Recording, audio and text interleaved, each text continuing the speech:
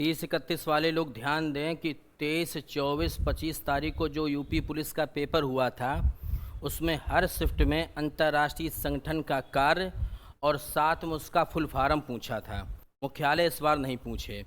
जैसे एक उन्होंने क्वेश्चन पूछा था कि कौन सा अंतर्राष्ट्रीय संगठन देशों के बीच में व्यापार को बढ़ावा देता है, तो विश्व व्यापार संगठन। एक पूछा था कौन सा अंतर्राष्ट्रीय संगठन देशों के बीच में अंतर्राष्ट्रीय शांति बनाए रखता है, तो अंतर्राष्ट्रीय शांति एवं सुरक्षा परिषद है। एक पूछा था कौन सा अंतर्राष्ट्रीय संगठन कृषि को बढ़ावा देता है, तो खाद्य एवं कृषि संगठन। अब ऐसे प्रश्न सॉल्व कैसे करें, जावा समझ लो। एक या दो क्वेश्चन निश्चित हैं।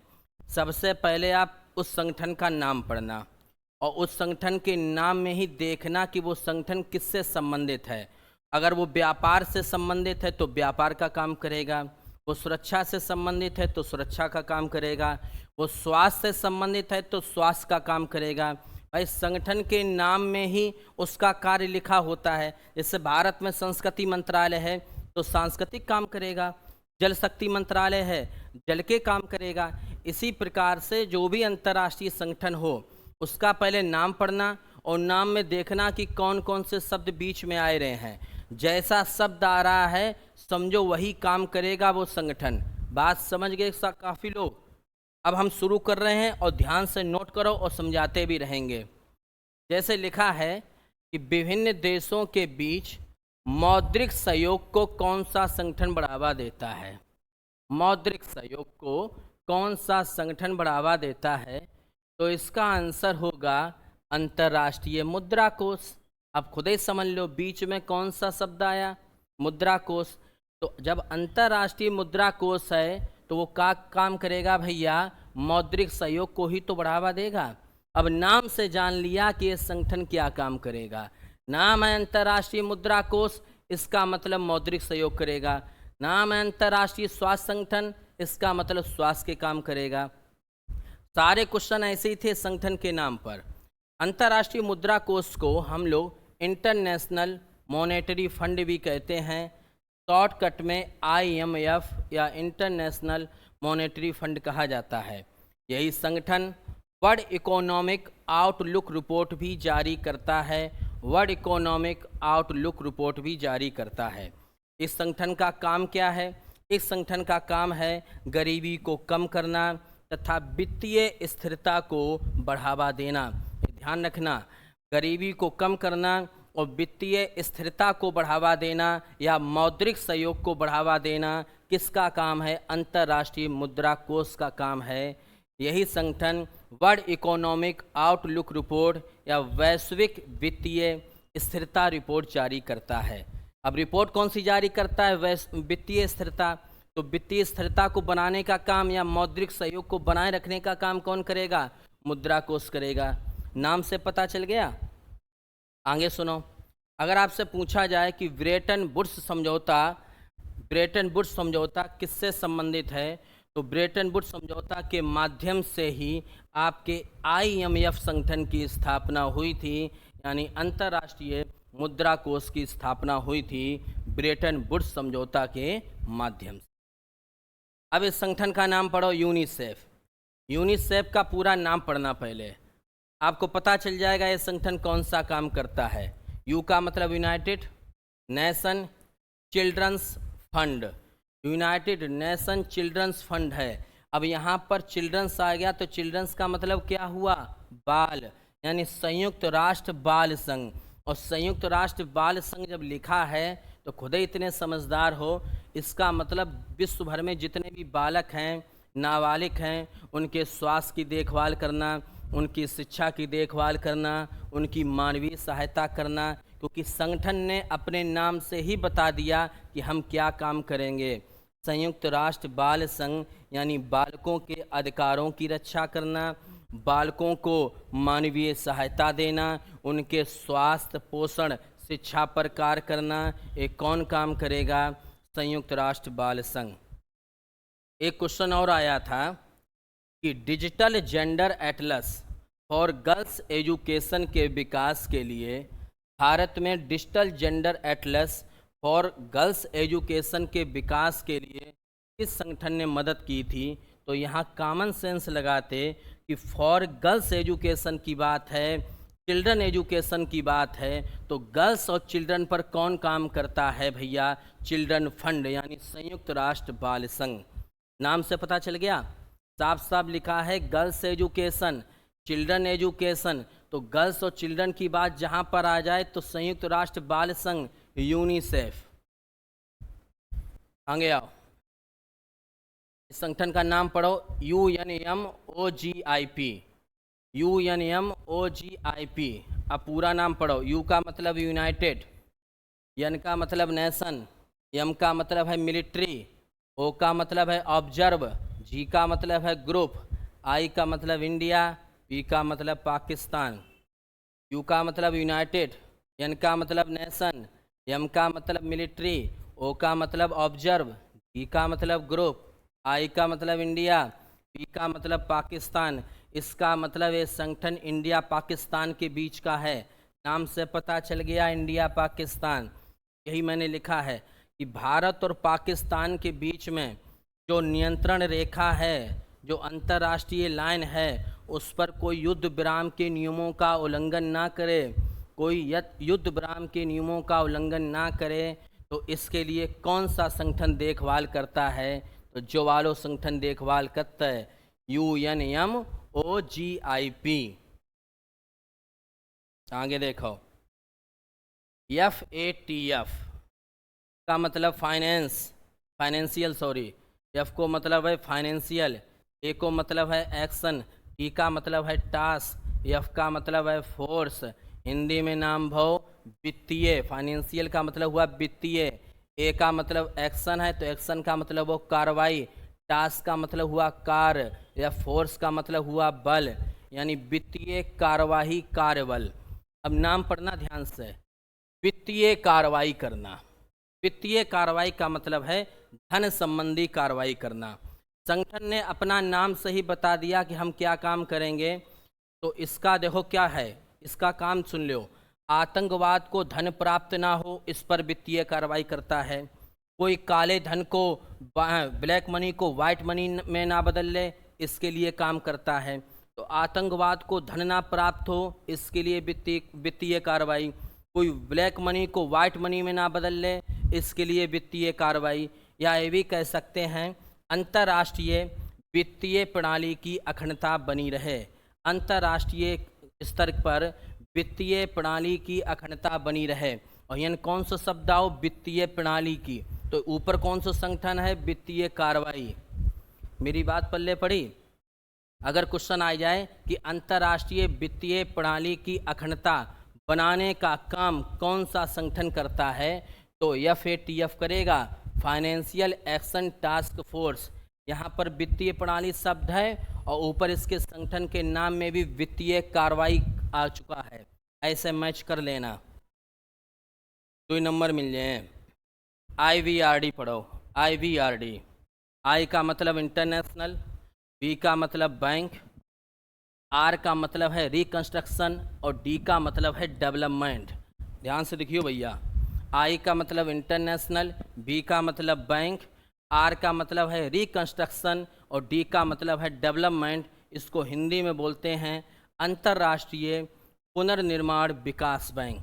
अब इसका नाम ही जब अंतर्राष्ट्रीय पुनर्निर्माण विकास बैंक है, इसका मतलब ये देशों में पुनर्निर्माण के लिए और विकास के लिए पैसा देता होगा, जब नाम ही है अंतर्राष्ट्रीय पुनर्निर्माण विकास बैंक। ठीक, और इसी को जो IVRD है यानी अंतर्राष्ट्रीय पुनर्निर्माण विकास बैंक है, इसी को हम विश्व बैंक भी कहते हैं। क्या कहते हैं? विश्व बैंक भी कहते हैं। तो ध्यान रखना, विश्व बैंक का काम क्या है? पुनर्निर्माण व विकास कार्य में देशों को पैसा देना। पुनर्निर्माण व विकास कार्य में देशों को पैसा देना। और इसकी स्थापना जो हुई थी, विश्व बैंक की स्थापना, वो ब्रेटन वुड्स समझौता के द्वारा हुई थी। ब्रेटन वुड्स समझौता के द्वारा हुई थी। बात पल्ले पड़ी? विश्व बैंक की ही एक शाखा है या एक मान सकते हैं संगठन है जिसका नाम है international development association. International development association, ठीक भैया, इंटरनेशनल डेवलपमेंट एसोसिएशन, जिसको IDA भी कहते हैं। और इसका दूसरा नाम है सुलभ कर्ज विंडो। सुलभ कर्ज विंडो, ये जो आईडीए संगठन है वो क्या कार्य करता है, जितने भी अविकसित देश हैं या विकासशील देश हैं उनको तुरंत कर्ज देता है। कौन? इंटरनेशनल डेवलपमेंट एसोसिएशन विकासशील देशों को या अविकसित देशों को कर्ज देता है। बात पल्ले पड़ी, फिर रिपीट कर दें। जो अंतर्राष्ट्रीय पुनर्निर्माण विकास बैंक है, जिसको हम लोग IVRD कहते हैं, इसी का दूसरा नाम विश्व बैंक है। और जब बैंक को काम जो है कि पुनर्निर्माण व विकास के लिए देशों को पैसा देना, और इसकी स्थापना ब्रेटन वुड्स समझौता के द्वारा हुई थी। विश्व बैंक की एक ब्रांच है जिसको नाम है IDA, इंटरनेशनल डेवलपमेंट एसोसिएशन। इसको सुलभ कर्ज विंडो भी कहा जाता है। और यह संगठन जो है अविकसित देशों को कर्ज मुहैया कराता है। आगे देखो, IFC को नाम पढ़ो तो लो, international finance corporation. International finance corporation यानी हिंदी में नाम है अंतर्राष्ट्रीय वित्त निगम। अंतर्राष्ट्रीय वित्त निगम क्या करता है कि विकासशील देशों में निजी क्षेत्र की सहायता करता है। जितने भी विकासशील देश हैं उनमें प्राइवेट सेक्टर की मदद करेगा, केवल प्राइवेट सेक्टर की। कौन प्राइवेट सेक्टर की मदद करेगा? अंतर्राष्ट्रीय वित्त निगम प्राइवेट सेक्टर की मदद करता है। ट्रिम्स भैया एक समझौता था। क्या था? समझौता। एक मिनट रुकिए, उन्हें बैटरी देख लें, 1% रही, चल रही है ये वीडियो पूरा। हाँ भैया, ट्रिम्स क्या था? एक समझौता है। इसका पहले पूरा नाम पढ़ो। T का मतलब ट्रेड, R का मतलब है रिलेटेड, I का मतलब इन्वेस्टमेंट, M का मतलब है मीचर और A का मतलब है agreement. Trade related investment measure agreement. Trade related investment measure agreement यानी ट्रिम्स जो है वो एक प्रकार का कई देशों के बीच में जो समझौता हुआ था उसे ट्रिम्स कहते हैं। और ट्रिम्स का काम क्या था कि घरेलू देश विदेशी निवेशकों और घरेलू निवेशकों में अंतर ना करें। जैसे कहने का मतलब है कि हम भारत के रहने वाले हैं और हमारे यहाँ कोई अमेरिका का व्यक्ति आया तो वो विदेशी निवेशक कहलाएगा। तो भारत सरकार हमारे साथ और जो विदेशी निवेशक अमेरिका का है उसके बीच में कोई भी भैया भेदभाव ना करे। समझ गए? एक समझौता हुआ था ट्रिम्स। इसी को दूसरा भी कह सकते हैं कि व्यापार संबंधी निवेश उपायों पर समझौता। व्यापार संबंधी निवेश उपायों पर समझौता। अब ध्यान से संगठन को नाम पढ़ो। ट्रेड माने क्या हुआ? व्यापार। इन्वेस्टमेंट माने हुआ निवेश और एग्रीमेंट का मतलब हुआ समझौता। इसका मतलब व्यापार संबंधी समझौते के लिए कौन काम करता है? तो ट्रिम्स समझौता कार्य करता है। तुम्हारे साथ कोई भेदभाव कर रहा है कोई देश में, अमेरिका में हमने पैसा लगाया और अमेरिका वाले हमारे साथ भेदभाव करें तो हम उनसे कहेंगे भैया तो तुम जो हो वो ट्रिम्स नियमों का उल्लंघन कर रहे हो, ट्रिम्स के नियमों का उल्लंघन कर रहे हो। ILO इसको बोलते हैं इंटरनेशनल लेबर ऑर्गेनाइजेशन, हिंदी में बोलते हैं अंतर्राष्ट्रीय श्रमिक संगठन। अब जाके नाम में ही श्रमिक आएगा शब्द। इसका मतलब इस संगठन का काम है कि विश्व में जितने श्रमिक हैं उनके अधिकारों की रक्षा करना। तो यही मैंने लिखा है, बाल श्रम का विरोध करना और श्रमिकों के अधिकारों का संरक्षण करना। इंटरनेशनल लेबर ऑर्गेनाइजेशन अंतर्राष्ट्रीय श्रमिक संगठन, यहाँ पे श्रमिक शब्द आएगो है। इसका मतलब जो संगठन श्रमिकों के लिए ही कार्य करे। अगला क्वेश्चन, आर्थिक स्वतंत्रता सूचकांक कौन जारी करता है? तो आर्थिक स्वतंत्रता सूचकांक हेरिटेज फाउंडेशन जारी करता है, हेरिटेज फाउंडेशन। अगला, खतरे की स्थिति में अंतर्राष्ट्रीय शांति और सुरक्षा के लिए कौन कार्य करता है? विश्व में अंतर्राष्ट्रीय शांति बनी रहे उसकी सुरक्षा के लिए कौन काम करेगा? अंतर्राष्ट्रीय सुरक्षा परिषद। ऊपर का हुआ है सुरक्षा और शांति, इसका मतलब सुरक्षा और शांति के लिए कोई व्यापार संगठन तो काम करे नहीं, ना कोई स्वास्थ्य संगठन काम करे, उसके लिए तो काम करेगा अंतर्राष्ट्रीय सुरक्षा परिषद। इसमें भी सुरक्षा शब्द है और ऊपर भी शांति और सुरक्षा लिखा हुआ है। अगला, सैन फ्रांसिस्को सम्मेलन जो 1945 में हुआ था एक किससे संबंधित है? तो ध्यान रखना, संयुक्त राष्ट्र के 51 मूल देशों द्वारा संयुक्त राष्ट्र के चार्टर पर हस्ताक्षर, यानी संयुक्त राष्ट्र के 51 मूल देशों ने संयुक्त राष्ट्र के चार्टर पर हस्ताक्षर किस सम्मेलन में किए थे? तो सैन फ्रांसिस्को सम्मेलन 1945 में किए थे। समझ गए? संयुक्त राष्ट्र के चार्टर पर 51 देशों ने हस्ताक्षर किस सम्मेलन में किए थे? तो सैन फ्रांसिस्को सम्मेलन 1945 में किए थे। अगला है एमनेस्टी इंटरनेशनल का संबंध किससे है? तो एमनेस्टी इंटरनेशनल का संबंध है मानव अधिकारों से। एमनेस्टी इंटरनेशनल का संबंध है मानव अधिकारों से। अगला सुनो, एक संगठन का नाम है यूनेस्को। यूनेस्को को पूरा नाम पढ़ो। यू का मतलब है यूनाइटेड, एन का मतलब है नेशन, ई का मतलब एजुकेशनल, एस का मतलब है साइंटिफिक, सी का मतलब है कल्चर, ओ का मतलब है ऑर्गेनाइजेशन। ठीक, ऑर्गेनाइजेशन। एग्जाम में कौन सा शब्द आओ? एजुकेशनल, इसका मतलब ये संगठन शिक्षा के लिए। दूसरा शब्द आया साइंस, यानी विज्ञान के लिए। तीसरा शब्द आया कल्चरल, यानी संस्कृति निर्माण में सहयोग करेगा। तो इस संगठन का कार्य है कि विश्व में शिक्षा पर कार्य करना, विज्ञान पर कार्य करना और वहाँ की संस्कृति की सुरक्षा बनाए रखना। आपने अक्सर अखबार में पढ़ो हुए कि ताजमहल यूनेस्को की सूची में शामिल, कि लाल किला यूनेस्को की सूची में शामिल। तो जितने भी विश्व धरोहर स्थल हैं उनको अपने में शामिल कौन करता है? यूनेस्को शामिल करता है। उनकी सुरक्षा कौन करता है? यूनेस्को करेगा। जितने भी प्राचीन विरासत स्थल हैं, जितने भी सांस्कृतिक स्थल हैं, उनका काम करेगा यूनेस्को। उन पे पैसा खर्च करेगा यूनेस्को, क्योंकि यूनेस्को के नाम में ही आ गया है educational science and culture organisation है। साइंस की रक्षा करना, कल्चर की रक्षा करना, एजुकेशन सेक्टर में रक्षा करना, ये काम यूनेस्को का है। बात पल्ले पड़ी? ठीक। मानव अधिकारों की सार्वभौमिक घोषणा में अनुच्छेद 6 क्या कहता है? तो मानव अधिकारों की सार्वभौमिक घोषणा में अनुच्छेद 6 कहता है कि कानून के समक्ष एक व्यक्ति के रूप में हर जगह मान्यता प्राप्त करने का अधिकार। कानून के समक्ष एक व्यक्ति के रूप में हम विश्व में कहीं भी मान्यता प्राप्त कर सकते हैं, यानी कानून के सामने विश्व का कोई भी व्यक्ति हो बिल्कुल समक्ष समान रहेगा, कोई भेदभाव नहीं रहेगा। अगला, यूएनओ की पहली बैठक कहाँ हुई थी? तो लंदन में। कहाँ हुई थी? लंदन में। अगले संगठन का नाम सुनो, बिम्सटेक।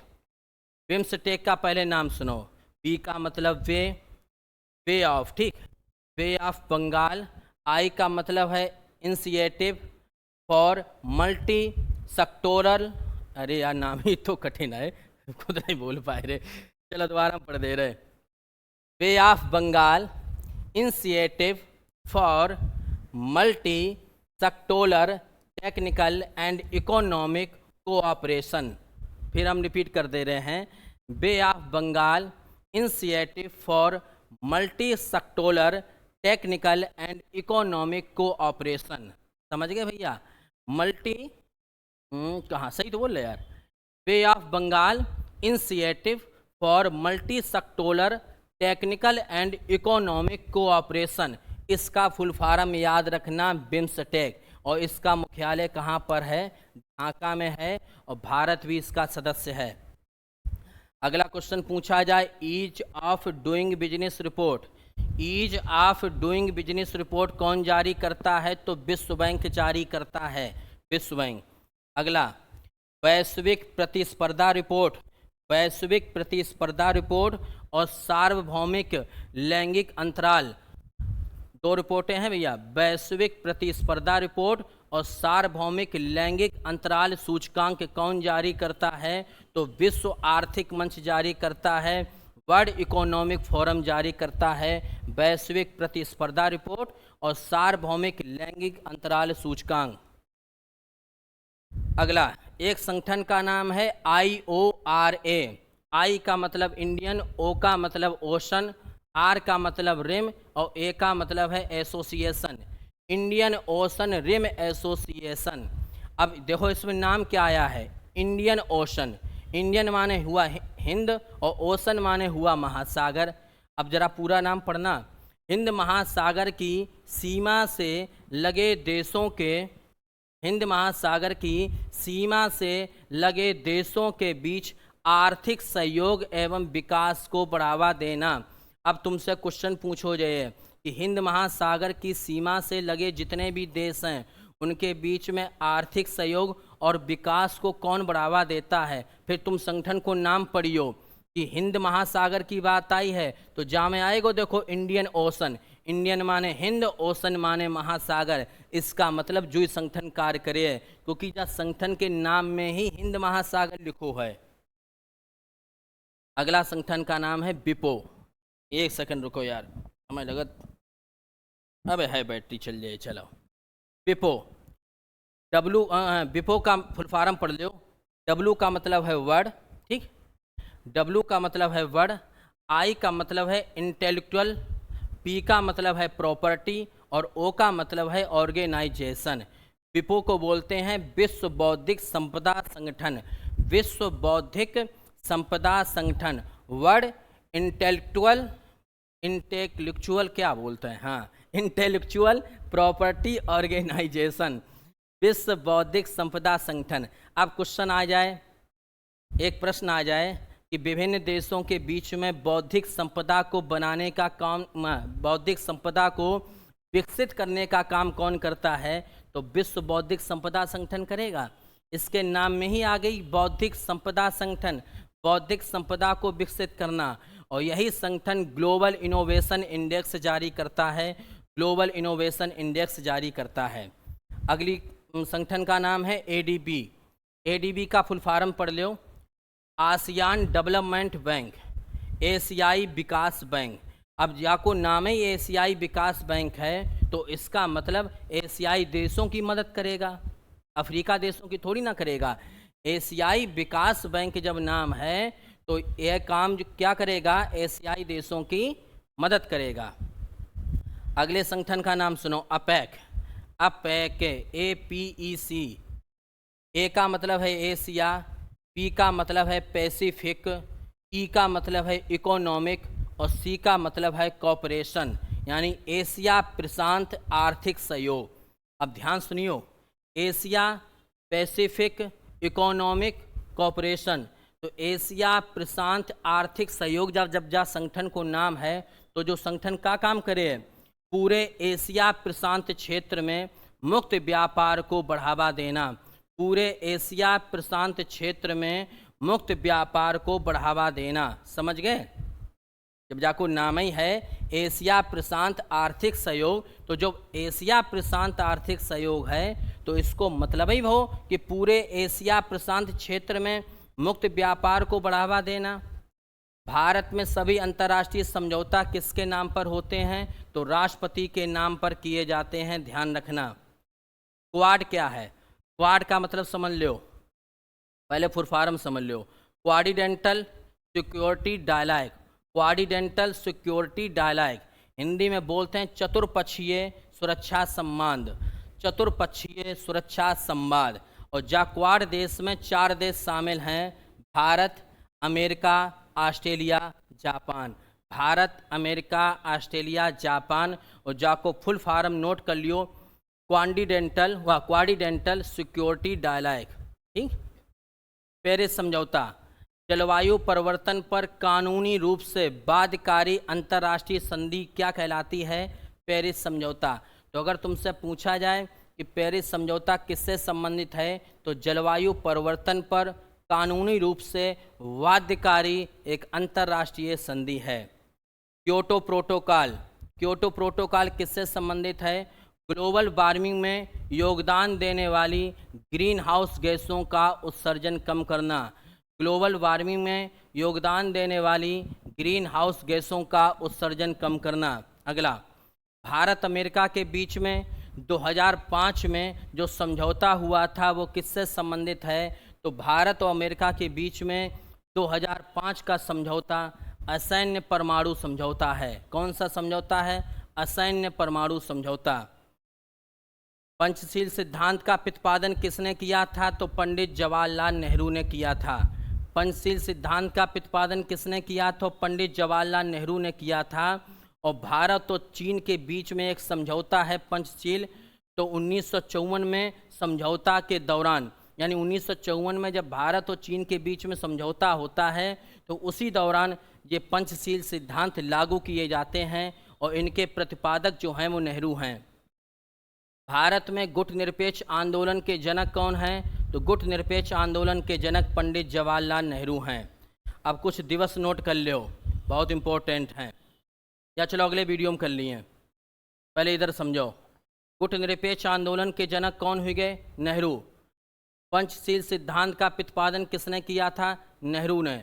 और 1954 में जब भारत और चीन के बीच में समझौता होता है तो उसी दौरान इन पंचशील सिद्धांतों की चर्चा होती है। भारत अमेरिका के बीच में असैन्य परमाणु समझौता 2005 में हुआ था। क्योटो प्रोटोकॉल ये कहता है कि ग्रीन हाउस गैसों का उत्सर्जन कम किया जाए। पेरिस समझौता ये कहता है कि जलवायु परिवर्तन पर कानूनी रूप से बाध्यकारी अंतर्राष्ट्रीय संधि है। क्वाड में 4 देश शामिल हैं, भारत, अमेरिका, ऑस्ट्रेलिया और जापान। ठीक, भारत, अमेरिका, ऑस्ट्रेलिया और जापान। इसको हिंदी में बोलते हैं चतुर्पक्षीय सुरक्षा सम्मान। अगला एपेक। एपेक का पूरा नाम है Asia Pacific economic cooperation, Asia प्रशांत आर्थिक सहयोग। और इस संगठन का काम है पूरे एशिया प्रशांत क्षेत्र में मुक्त व्यापार को बढ़ावा देना। भारत में सभी अंतर्राष्ट्रीय समझौता राष्ट्रपति के नाम पर किए जाते हैं। अगली बैंक का नाम है एशियाई विकास बैंक, यानी आसियान डेवलपमेंट बैंक। तो एशिया महाद्वीप के जितने भी देश हैं उनकी आर्थिक सहायता करना। अगले संगठन का नाम है विपो। विपो को बोलते हैं विश्व बौद्धिक संपदा संगठन। ठीक, विश्व बौद्धिक संपदा संगठन, वर्ल्ड इंटेलेक्चुअल प्रॉपर्टी ऑर्गेनाइजेशन। और यही संगठन क्या करता है? ग्लोबल इनोवेशन इंडेक्स जारी करता है तथा विश्व भर में बौद्धिक संपदा को बनाए रखता है। IORA। IORA को बोलते हैं इंडियन ओशन रिम